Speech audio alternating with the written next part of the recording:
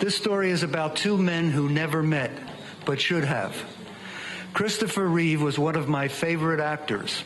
He created the movie role of Superman. Years later, Superman suffered the worst accidental injury in the medical lexicon, spinal cord injury, leading to paralysis.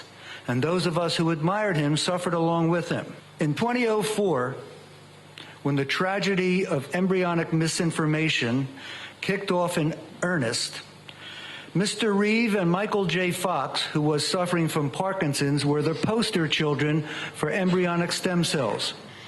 Okay, so they were wrong, but they were entitled to their own opinion, right? Wrong. The result of Mr. Reeve's and Mr. Fox's passionate error is adding to the torture of all such patients in America, in Europe, and the world. How is that possible, you ask? Just one sentence. In order for the embryonics to survive, they were forced to create and continuously spin two myths. The worst one was myth number one. Adult stem cells cannot do much of anything.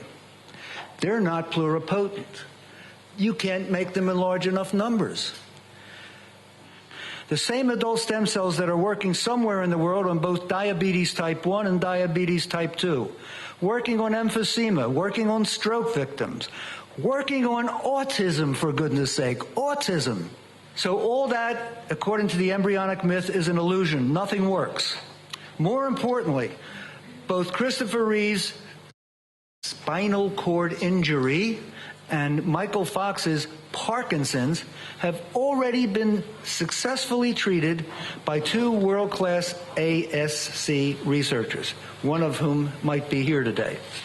There are dozens of patients now improved who can testify to the validity of their own stem cell treatments.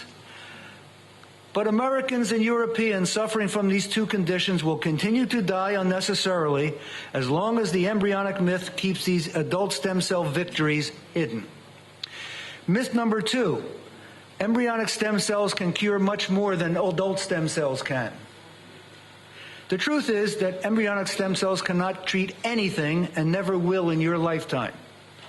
In 2004, two paraplegics testified to the American Congress about the improved quality of life they gained by going to Portugal to visit Dr. Carlos Lima's tiny clinic to be treated with adult stem cells. This information seemed not to reach Mr. Reeve, or perhaps he chose to ignore it.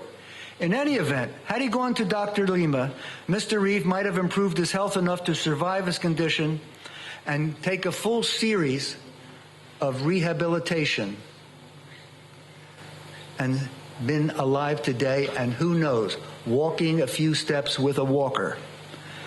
But Mr. Reeve gave, and Mr. Fox is giving his life in service of the embryonic myth, which has never been about cures, but only about votes and money, and by necessity needs to keep in the closet what Dr. Lima and hundreds of other doctors are doing with adult stem cells.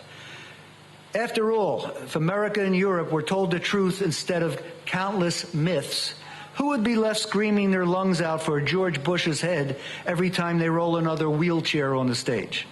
Is there an easier target to pick on than our unpopular lame duck president? Screaming for something that may never work, even if it ever does, not in their lifetime, and even if it does, it is not now needed and never will be. For the embryonic myth will never be able to catch up to where adult stem cells are now, in 2008, and no one in the land of the free or in Her Majesty's United Kingdom is allowed to know that.